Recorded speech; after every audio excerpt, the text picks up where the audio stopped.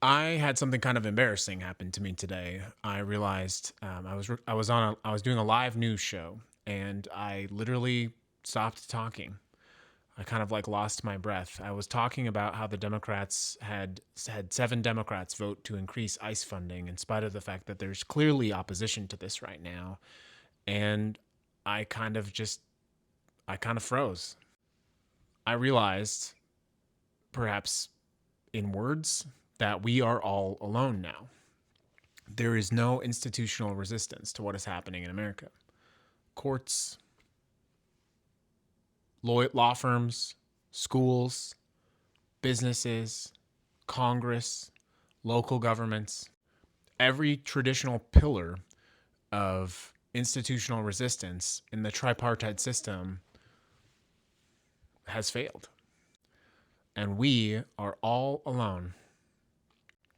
And very honestly, I did not do a good job finishing the rest of my show because I was in that.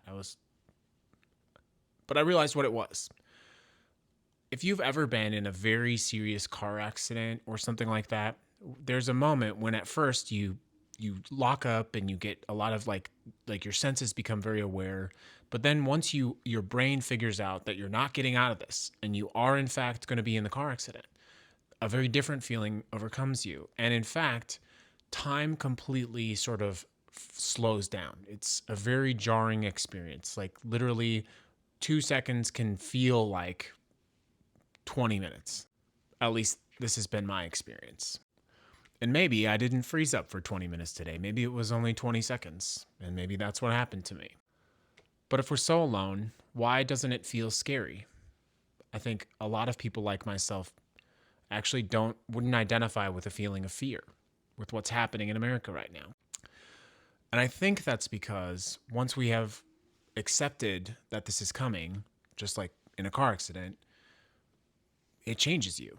And so instead of being alone, we went out into our communities and we found each other. We found our neighbors and our friends, and we decided to start looking out for each other. And that is not to say right now is not a very serious moment. This is a very serious moment in this country right now.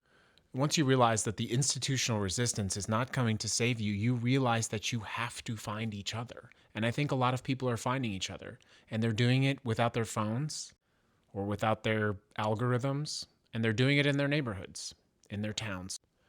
So maybe we're not so alone after all, and maybe that is the way out of this. Have hope tonight, friends. Have hope.